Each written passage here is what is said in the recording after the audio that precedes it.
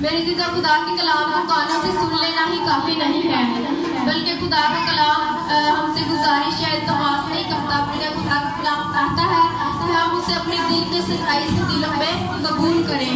वो हमसे जवाब चाहता है और हमारा जवाब है ईमान। और ईमान रखने वाला इंसान कलाम का पैगाम सुनता और कबूल करता और उसके वसीले से हमारा सामना जिंदा खुदावंद से होता है। मैं आप सबकी भरपूर तालीम में खुदा के खादम को दावत दूंगी तो वो आए और खुदावंद के जिंदा कलाम को हम सब तक शेयर करें।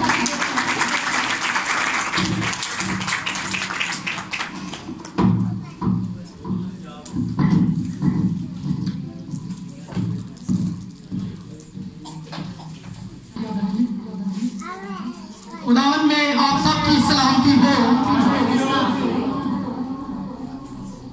हम सब खुदा के कलाम सुनने के लिए तैयार हैं, तो अपनी मौजूदगी का एहसास कराएं। ये ताली किसके लिए? फिर जोर से बजाएं।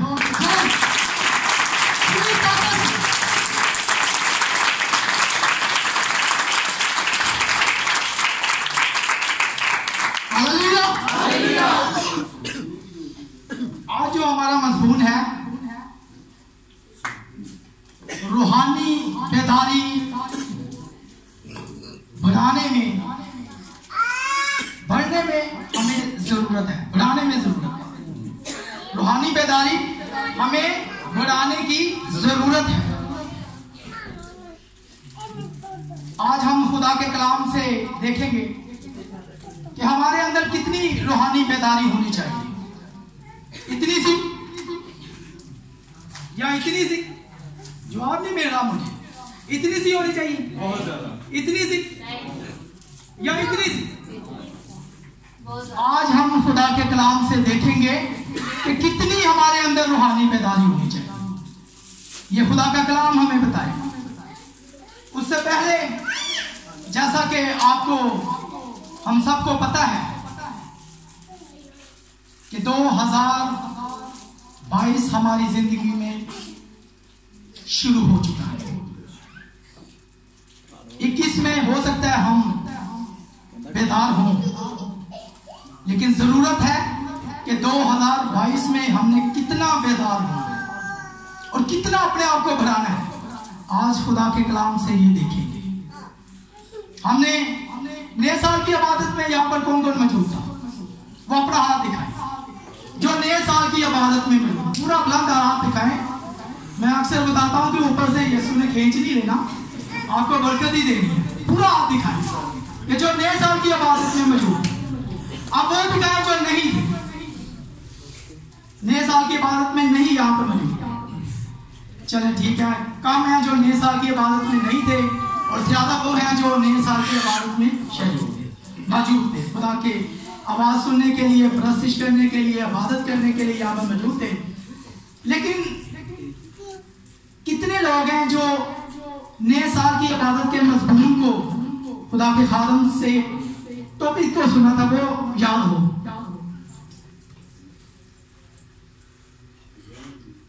बड़ा अच्छा पैगाम था, ये भूलने वाले नहीं है।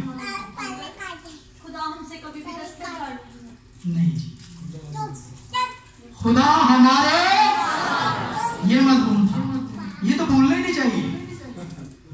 ये कैसे भूल गया? यानी कि हमारे अंदर फिर बेदारी अभी कम। अगर हम भूल गए हैं तो रूहानी बेदारी हमारे अंदर नहीं है, क्योंकि ये खुदा का कलाम जो बड़ा मामूली सा और अच्छा है कि खुदा हमारे साथ है जी। फिर इस टॉपिक को भूलेंगे हम? मेरा ख्याल है पूरा साल क्या पूरी जिंदगी नहीं भूलेंगे।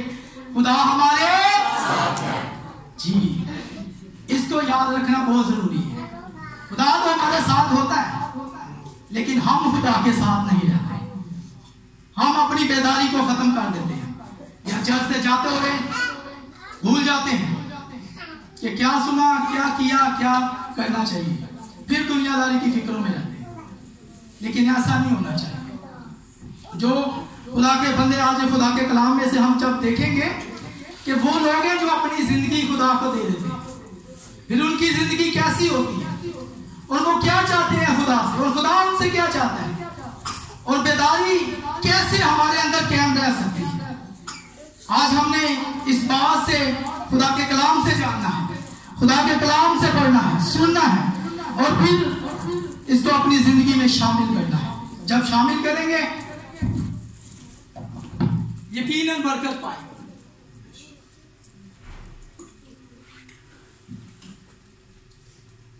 यकीनन बरकत पाएंगे। हम एक अंजील मुकद्दस में से शख्सियात के बारे में बहुत खूब जानते हैं, बहुत सुना भी होगा। पौलुस रसूल की जिंदगी के बारे में, वो पहले क्या था और बाद में जब खुदा ने उसे चुना, फिर उसके अंदर कितनी बेदारी आई, रूहानी बेदारी। और जब वो पहले आम शख्स था, जब वो एक ओहदेदार था, उसके पास ओहदा भी था और वो मसीही लोगों को सताता था, इबादत खानों में जाकर उन्हें तंग करता था, परेशान करता था। चाहे कोई बच्चा हो, चाहे कोई लेडीज हो, चाहे कोई मर्द हजरात हो, उन्हें मारता था, कूटता था, बहुत तंग करता था मसीही लोगों को।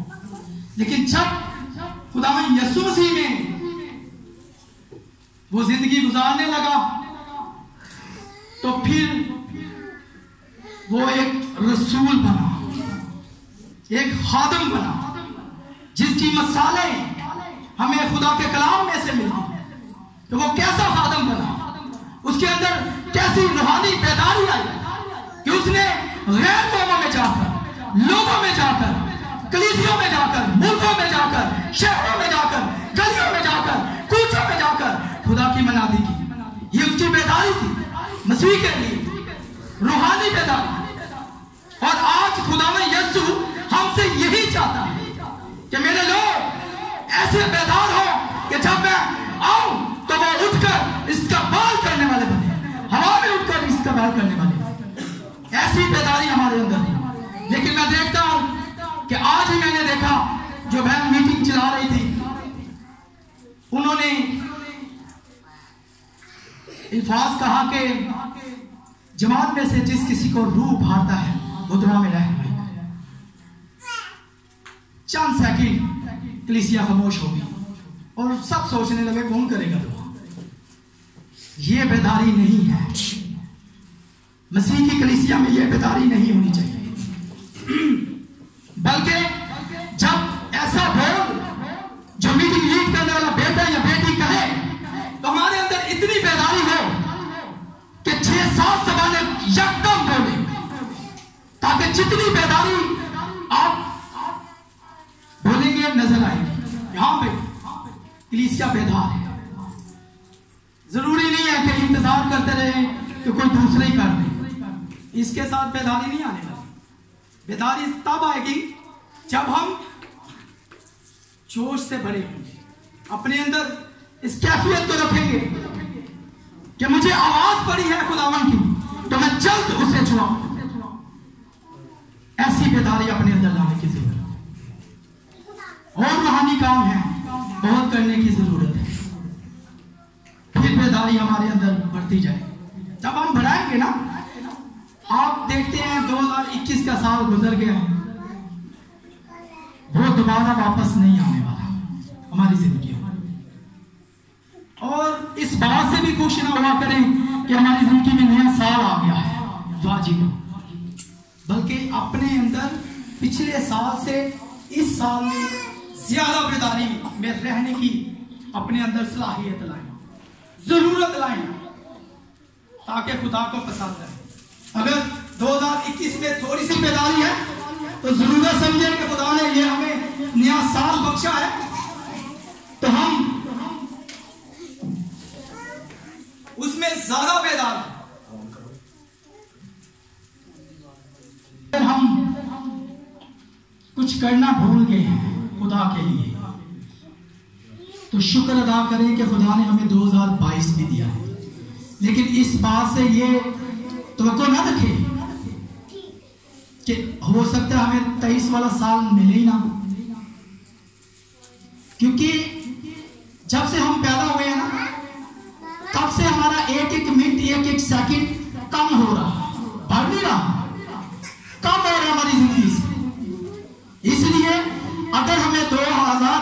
मिला है तो हम इसमें अपनी बेदारी को जगाएं, अपने आप को जगाएं खुदा के लिए और अपने आप को तैयार करें, बेदार करें। अगर दुआ नहीं आती तो खुदा से मांगे, अगर प्रस्तिश सही करनी नहीं आती तो खुदा से मांगे। ये प्रस्तिश करना, इबादत करना, दुआएं करना, कलाम सुनाना, कलाम सुनना, ये खुदा से मांग सकते हैं। खुदा से अगर प्रस्ताव बहनें बेटियां हैं तो वो ये मांग सकती हैं, खुदा हमारी प्रस्तिश से बहुत साथ हो, हमारी प्रस्तिश से बीमार शिफा पाए, हमारी प्रस्तिश से खुदावन जो बीमार है या बेऔलाद है उनके अंदर बरकत है। ये तब होगा जब प्रस्ताव भी रूहानी बेदारी में मुब्तला होंगे, जरूरत समझेंगे। जब घर से कोई भी निकलता है तो अपने आप को तैयार करके देखें। हम देखते हैं कलाम मुकद्दस में से दूसरा ग्रंथ और उसका 11वां बाब।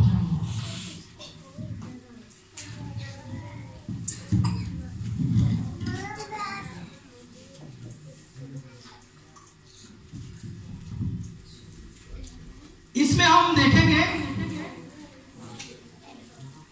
ये वो शख्स के बारे में बताने लगा। पहले भी आपने सुना ही होगा, लेकिन मैं खुदा के कलाम में से बताऊंगा, जो मुझे मिला मैं वही आपको बताऊंगा, आपके आगे रखूंगा कि ये रूहानी बेदार कैसे लोग होते हैं, कहां तक होते हैं, क्या बर्दाश्त करते हैं, कहां तक वो अपनी रूहानियत को बढ़ाते जाते हैं, चाहे जितनी मर्जी तंगी है, मुश्किलें परेशानियां उन पर आए, लेकिन वो पीछे नहीं हटते। सो हम 11वां बाब और उसकी 21वीं आयत से पढ़ेंगे भाई।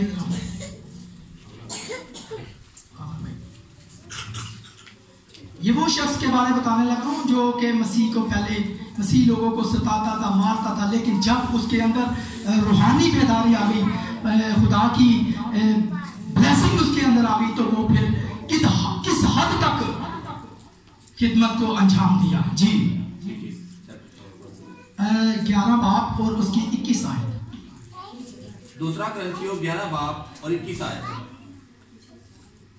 मेरा ये कहना जिल्लत ही के तौर पर सही कि हम कमजोर से थे, पहले वो कमजोर सा था, मगर जिस किसी बात में कोई दलेर है, अगरचे ये कहना बेवकूफी है। जी 1 मिनट भाई जी, आगे मैं पढ़ूं। इस बात को जरा गौर से सुनेंगे, वो किस बात पर अपने अंदर सलाहियत रखता था खुदा के साथ चलने के लिए। मगर जिस किसी बात में कोई दलेर है, अगर हम में आज हम खुदा के कलाम को सुनेंगे, समझते हैं कि इस खादम से हम ज्यादा खिदमत गुजार हैं, तो सुनिए, या हमें फिर अपनी जिंदगी पर गौर करेंगे, क्या ऐसा खादम भी है तो हम भी बन सकते हैं। हाँ, बन सकते हैं खुदावन में, जब हम रूहानी बेदारी अपने अंदर ले आएंगे और कूट कूट कर अपने अंदर भरेंगे, खुदा की तरफ भरेंगे, तो फिर ऐसी खिदमत हम भी पा सकते हैं। इसलिए वो फरमाता है, मगर जिस किसी बात में कोई दलेर है, अगरचे ये कहना बेवकूफी है, मैं भी दलेर हूं। क्या वही अब्रानी है? मैं भी हूं। क्या वही इस्राएली है? मैं भी हूं। क्या वही इब्राहिम की नस्ल से है? मैं भी हूं। क्या वही मसीह के खादम है? मेरा ये कहना दीवानगी है। ये कलाम कलीसिया के लिए नहीं है, ये एल्डर, डीकन, पास्टर, मेरे लिए, बिशप, पोप, सबके लिए खुदा का कलाम है। प्रस्तावों के लिए है, ढोलक बजाने वाले भाई के लिए है, कलीसिया के लिए, बच्चों के लिए, बड़ों के लिए, सबके लिए खुदा का कलाम यकसा है। इसलिए वो कहना, अगर क्या वही मसीह के खादम है? मेरा ये कहना दीवानगी है। मैं ज्यादातर हूं, मिनटों में ज्यादा, कैद में ज्यादा, कोड़े खाने में हद से ज्यादा, बहाल मौत के खतरों में रहा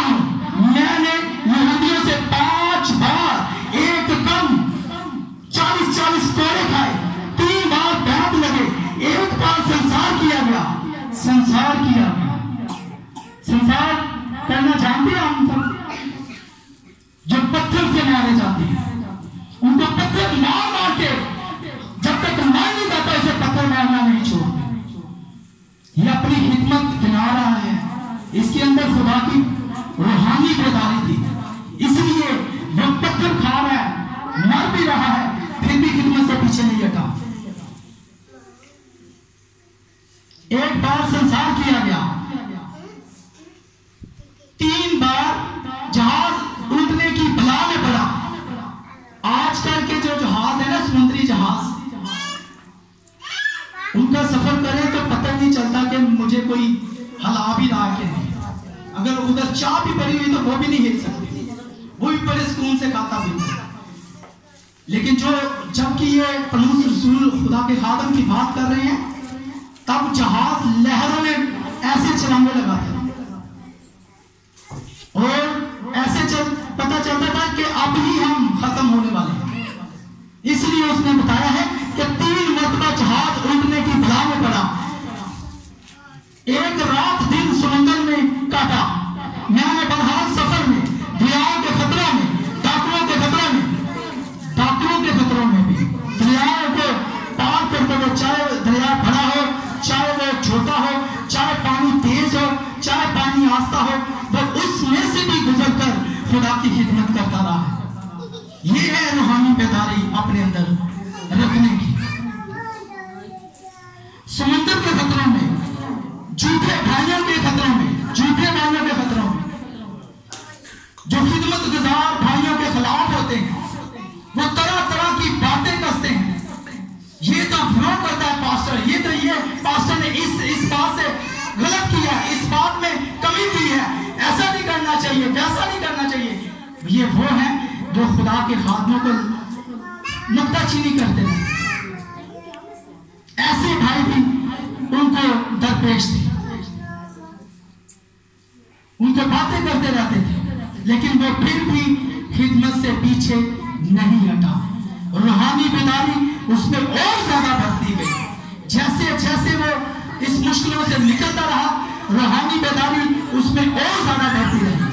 जी आगे देखेंगे, मेहनत और मुशक्कत में, बहरहाल बेदारी की हालत में, भूखे और प्यास की मुसीबत में, बहरहाल फाका कशी, भूख प्यास में भी खिदमत करते हैं। सर्दी और नीलेपन की हालत में सच्चा खादम वो है जो इस बातों पर पूरा उतरता है। उसके अंदर रूहानी बेदारी मानने को दिल करता है, जो इतनी मुश्किलें परेशानियां बर्दाश्त कर भी खुदा की खिदमत में, सर्दी में, नंगेपन की हालत में रहा हो, और बातों के अलावा जिनका मैं जिक्र नहीं करता, सब कलीसिया की फिक्र मुझे हर रोज आग बाती है। खुदा का खादम कह रहा है कि और मैं बातें बयान नहीं करता, फिर भी मुझे कलीसिया की फिक्र आग बाती। ये है एक सच्चे खादम की निशानी। और खुदा ने हमें भी इस इलाका के लिए, इस मोहल्ला के लिए एक ऐसा खादम दिया जो मैं देखता हूं, मैं साथ चलता हूं भाई पास्टर साहब के साथ, तो बहुत सारी बातों को नोट करता हूं। जिनके पास बहुत सारी मुश्किलें आती हैं, परेशानियां आती हैं, बच्चों की घरेलू परेशानियां आती हैं, लेकिन वो उन्हें बर्दाश्त करता हुआ भी फिर भी खुदा में आगे बढ़ता है। ये है रूहानी बेदारी। अब मैं देख रहा हूं कि जैसे बुध के रोज खुदा के खादम बाइबल क्लास कराते हैं, लेकिन हमारी कलीसिया नजर ही नहीं आती, हमारे लोग नजर ही नहीं आते, हमारे बेटियां बेटे नजर नहीं आते। वो ये समझते हैं कि हमें बस संडे को इबादत पर जाते हैं, सुनकर आ जाते हैं, या गीत गा के आ जाते हैं, यही काफी है। नहीं नहीं, जरूरत है हमें ज्यादा आगे बढ़ने की। ये 2022 साल हमारी जिंदगी में अगर खुदा ने दिया है, तो इसमें हम रूहानी बेदारी में आगे बढ़े, कलाम को सीखें। अगर प्रशिश करने का शौक है तो तो परस्तिश को बढ़ाएं। अगर दुआ करने का शौक है तो दुआ को बढ़ाएं, लेकिन ये तब होगा जब आप खुदा के खादम से रास्ता रखेगा, खुदा के खादम से मेल मिलाप रखेंगे। रूहानी तरक्की तो तब होगी ना जब खुदा के खादम को अपने साथ चलाएंगे, फिर हम खुदा की प्रेफरेंस को हासिल कर सकते हैं, वरना घर बैठे कुछ भी नहीं मिल सकता। वो अपने वक्त को ज़ाया कर सकते हैं और वो किसी काम का नहीं। अगर रूहानी तरक्की चाहते हैं, रूहानी बेदारी चाहते हैं, तो चर्च के साथ ज्यादा अपना वक्त दें, खुदा के खादम के साथ, और सबसे बढ़कर खुदा को अपना वक्त दें। फिर हम रूहानी बेदारी अपने अंदर बढ़ा सकते हैं। ऐसे हम जब आगे खुदा के कलाम में से देखते हैं, ये तो वो खुदा के बंदे की बात हो रही थी जो वाकई रूहानी बेदार था, जो वाकई हर मुश्किल परेशानी से निकलकर खुदा को प्रेफरेंस देता था, खुदा का नाम लेने से बाहर नहीं आता था। गैर कोयलों में जाकर मार खाई, बहुत परेशानियां खाई, लेकिन खुदा का नाम लेने से, यीशु की मुनादी करने से वो शख्स बाज नहीं आया। इसलिए उसे रसूलों में नाम मिला, खादमों में नाम मिला। पहले नहीं था, लेकिन जब बेदार हो गया तो फिर खुदा ने उसे ऐसा नाम दिया जो रसूलों में शामिल हो, खुदा के खादमों में शामिल हो, और खुदा से बरकत लेकर कलीसियों में बांटता रहा। उसको खुदा ने बड़ी सारी नेमत में नवाजा हुआ था। अब हमारी बारी है। हमने पहले तो खुदा के खादम को सुना, तो खुदा की खादम की खिदमत कैसी होनी चाहिए और कैसे बेदार होना चाहिए उसे। अब हमारी बारी है अपने आप को सोचने के लिए, अपनी जिंदगी के बारे में सोचने के लिए कि हम कैसे चलते हैं खुदा के साथ। तो वो खुदा के कलाम में से सुनेंगे। सो हम इफ्सियों के नाम पौलुस रसूल का खत, उसका 5 भाग,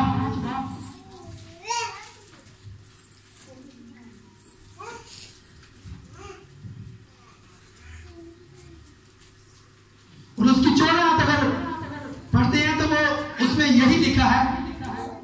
इसलिए वो फरमाता है, कौन फरमाता है? खुदा का कलाम हम सब के लिए, क्या सोने वाले जाग और मुर्दों में से जी उठ। मुर्दों की मिसाल ली जाए तो जब मुर्दे मर जाते हैं फिर वो सुनते नहीं, चाहे उसे चपेड़े मारे, चाहे उसे झंझोले, उसके ऊपर गिरे, जो मर्जी करे उसके साथ, और मुर्दे फिर बोलते। ये मिसाल है हमारे लिए कि सोने वाले जाग और मुर्दों में से जी उठ। हम अपने आप को ऐसा ना बनाएं कि खुदा की बातें या खुदा के कलाम की बातें को सुने और भूल जाए। अगर हम खुदा के कलाम को सुनते हैं तो घर से ही दुआ करके आया करें कि खुदावन मुझे इस तरह मजबूत कर कि जब तेरी आवाज सुनो तो मेरे कानों तक, दिमाग तक, दिल तक नक्श हो जाए और कभी भूलने वाला ना बने, बल्कि इस कलाम को अपने दिल में रखकर जिंदगी बसर करने वाला बने। इसलिए आज मैंने जो पहली बात पूछी, मेरा ख्याल है अब आप नहीं भूलेंगे कि नए साल का कलाम जो खुदा के खादम ने सुनाया कैसे शुरू किया कि खुदा हमारे बुलंद से, खुदा हमारे हालेलुया। तो मसीह का नूर तुझ पर चमकेगा। जब हम अपनी जिंदगियों को मुर्दों की जैसे नहीं ना रखेंगे तो फिर हमारे ऊपर खुदा का मसीह का नूर चमकेगा। हमारे चेहरों पर रोशनी होगी, शादमानी होगी, चमकता होगा चेहरा। जब भी मिलेंगे खुशहाल मिलेंगे, जिसको नजर आएंगे खुशहाल नजर आएंगे। अगर हम गफलत की नींद से नहीं जागेंगे, अगर गफलत की नींद में पड़े रहेंगे फिर नहीं नूर चमकने लगा, फिर हमारे चेहरे बुझे रहेंगे, परेशानी में रहेंगे। ऐसे लगेगा जैसे ये बंदा पता नहीं इसका क्या हाल हुआ। लेकिन जब हम जागते होंगे खुदावन में, रूहानी बेदार होंगे, तो फिर हम पर मसीह का नूर चमकता रहेगा। हमारे चेहरे शादमान होंगे, खुश होंगे, खुशहाली में होंगे। और ये मेरा ईमान है, और मैं चाहता हूं कि हम सबका ईमान खुदा में मजबूत हो, हम सब पर खुदा का नूर चमकता रहे। ये खुदा भी चाहता है, खुदा का कलाम भी चाहता है, और खुदा के खादम भी यही चाहते हैं कि कलीसिया पर हमेशा खुदा में यीशु का नूर चमकता रहे। और आगे जब हम पढ़ते हैं तो लिखा है, बस गौर से देखो कि किस तरह चलते हो। आज हमें जरूरत है अपने आप को देखने की कि हम किस तरह चलते हैं। नया साल आता है तो नए साल के बाद फौरी तौर पर हमें याद आता है कि आज तो हमें सुलह काढ़ी लेनी चाहिए बहन भाइयों से। अगर नाराज है या क्रिसमस पर ऐसा होता है कि हम सोचते हैं कि आज हमें सुलह काढ़ी लेना चाहिए। एक महीना गुजरता फिर लड़ना शुरू हो जाता है, या एक दिन या 2 दिन या हफ्ता, फिर हम लड़ाई झगड़े में रह जाते हैं। और नहीं भाई, अगर मसीह का नूर हमेशा आप चाहते हैं कि हमारे फेस पर, हमारे चेहरों पर चमकता रहे, तो फिर अपने आप को हमेशा मसीह के ताबिया रखा करें और हमेशा इस बात पर कायम रहे करें कि मैंने अपने बहन भाइयों को किसी तकलीफ नहीं देनी या उनको नहीं उनके साथ लड़ाई झगड़ा करना। अपनी जिंदगियों पर गौर करें, फिर हम रूहानी बेदारी अपने अंदर ला सकते हैं। नदानों की तरह नहीं बल्कि दिमाग की तरह माने चलो, और वक्त को गनीमत जानो क्योंकि दिन बुरे हैं। इसका क्या मतलब है कि वक्त को गनीमत जानो क्योंकि दिन बुरे हैं। हम सब मुल्क पाकिस्तान के हालात से वाकिफ हैं और हम सब इस बात से परेशान हैं कि दिन ब दिन महंगाई बढ़ रही है, मुश्किलें बढ़ रही हैं, परेशानियां बढ़ रही हैं। जो घर में 1000 का खर्च होता था वो तकरीबन 1500 का 2000 तक पहुंच गया। जिसका 500 था उसका 1000 हो गया, जिसका अगर 100 खर्च होता था उसका 200 हो गया। ये मुश्किलें हमारे लिए बढ़ रही हैं। तो इसलिए हमें खुदा में दुआ में मजबूत होने की जरूरत है। हम दुआ में ज्यादा मजबूत हो। कलीसिया में कितने लोग हैं जो खुदा के खादम के लिए बिना नाला दुआ करते हैं? हालेलुया। बड़ा हाथ बुलंद करें, हाथ बुलंद करें। 1 2 3। अब नीचे करें। कौन है जो दुआ नहीं करता अपने लिए भी और खुदा के खादम के लिए? अब कोई भी हाथ में नहीं उठाता। तो फिर हमें अपनी जिंदगी में कमी नजर आ रही है कि नहीं? कि हमें जरूरत है कि खुदा के खादम जो बिना नांगा कलीसिया के लिए दुआ करता है, कलीसिया के लिए तंदुरुस्ती मांगता है, कलीसिया के लिए बरकतें मांगता है, तो हमें भी जरूरत है, कलीसिया को भी जरूरत है कि खुदा के खादम के लिए भी बिना नांगा दुआ की जाए कि खुदावन हमारे खादम को और ज्यादा तरक्की दे, और ज्यादा कुव्वत ताकत दे, उसके घराने को तंदुरुस्ती सेहत दे, उसके अगर कोई परेशानी है तो खुदावन तू उसे दूर कर हमारे खादम से। कोई मुश्किल आती है खिदमत में तो खुदावन उसको दूर कर। फिर हम रूहानी बेदारी से भर रहेंगे। ये हमारी जरूरत है रूहानी बेदारी को बढ़ाने के लिए कि हम खुदा के खादम के लिए दुआ करें जो हमारे लिए बिला नागा कलीसिया के लिए दुआ करते हैं। तो हमारे कलीसिया की जरूरत है कि हम खुदा के खादम के लिए बिला नागा दुआ किया करें। वक्त को गनीमत जानते हुए, वक्त वाकई आगे और ज्यादा बुरा आने वाला है, हो सकता है, और खुदा का फरमान भी यही। लेकिन हमें बेदार रहने की जरूरत है। जब हम रूहानी बेदार रहेंगे तो यकीनन हमारे ऊपर मसीह का नूर चमकता होगा। इस परेशानियों दुखों मुसीबतों में भी हमारे ऊपर मसीह का नूर चमकता होगा। आगे, इस वक्त से नादान ना बनो बल्कि खुदावन की मर्जी को समझो कि क्या है। हम इस बात से नादान ना बने बल्कि खुदा की मर्जी को समझे कि खुदा हमसे क्या चाहता है। खुदा हमसे यही चाहता है कि मेरे लोग गफलत की जिंदगी ना गुजारें, यहाँ पर भी खुशहाल रहें और जब मेरे पास आए तब भी खुशहाल रहें।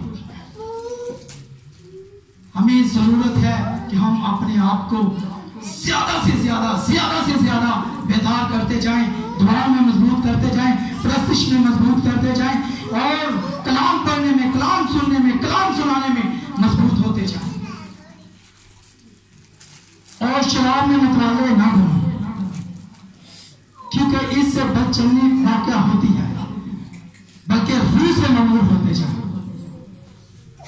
हमारे ऐसे मसीह बहन भाई भी हैं जो नाम के मसीह बहन भाई मानता है, जो अपने लिए क्रिसमस पर आबादत का फिक्र नहीं रखते, बल्कि वो ऐसे नशे वाली चीजों से मतवाले होते हैं, नशे वाली चीजों को इकट्ठा करते हैं और चारों दोस्तों को, दूसरों को भी पिलाते हैं, आओ हमारे साथ खुशी मनाओ। इससे कुछ नहीं होगा, कोई फायदा नहीं होगा, बच्चे नहीं पैदा होगा, बल्कि रूह में हम होते जाए, खुदा में आगे बढ़ते जाए, पाक रूह की ब्लेसिंग्स को हासिल करते जाए, पाक रूह को अपने अंदर सलाहियत दें कि वो हमारे अंदर एंटर हो। जब इस कहते खुदा का रूह हमके साथ हो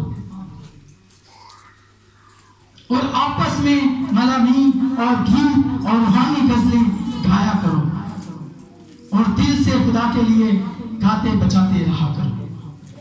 मैंने ये बात खुदा के कलाम में से पढ़ी सुनी कि ये कलीसिया के लिए खुदा का कलाम नहीं है, ये एल्डर, डीकन, खादमों के लिए, मेरे लिए, बहन प्रस्तिश करने वालों के लिए, मीटिंग चलाने वालों के लिए, तबला भाई के लिए और जितने खिदमत गुजार बहन भाई हैं, उन सब के लिए खुदा का फरमान है, खुदा का कलाम है। और सब बातों में हमारे खुदावंद यीशु मसीह के नाम से हमेशा खुदा बाप का शुक्र करते रहा। ये खुदा के कलाम में से हमें मिले,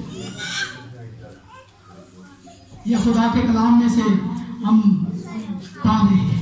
अगर हम फिलिपियों के नाम पलौसुसों का हक देखते हैं, ये आखिरी बात है, उसके बाद मैं वाइंड अप करूंगा।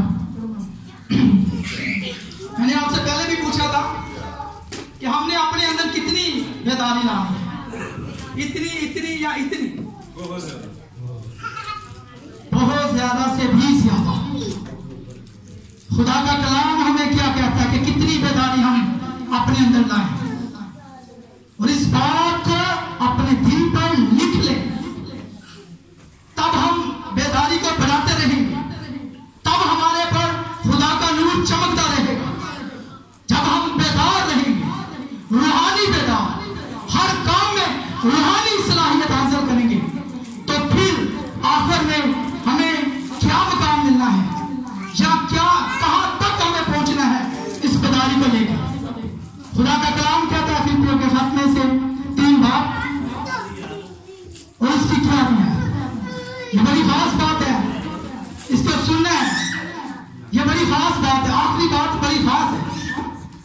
इस बात को सुनकर अपने दिल में रखें, कहां तक हमने बर्दाश्त रूहानी बेदारी को अपने अंदर कायम रखना है, ताकि किसी तरह मुर्दों में से जी उठने का दर्जे तक पहुंच जाए। इतनी बेदारी हमारे अंदर भर जाए, हम सर के बाल से लेकर पैर के तलवे तक इतने बेदार हो जाए कि जब मर भी जाए तो जब हमारा खुदावंद यीशु मसीह बादलों से साथ हमें लेने आए तो हम मुर्दों में से जी उठकर उसका इस्तकबाल करें। अगर जीते हैं तो फिर तो हम टैलेंटेड हैं, खुदा का इस्तकबाल करेंगे, लेकिन मर भी जाए हमारे अंदर बेदारी इतनी भरी रहे कि जब हम मर भी जाए तो खुदावंद यीशु आए तो फिर मुर्दों में से उठकर उसका इस्तकबाल करें। इसलिए खुदा के कलाम में लिखा है ताकि किसी तरह हम अपनी मेहनत से अगर प्रस्तिश करते हैं तो ऐसी रूहानी प्रस्तिश करें कि इस दर्जे को हासिल करें। अगर दुआ करते हैं तो दुआ में ऐसे मजबूत बने कि इस दर्जे को हासिल करें।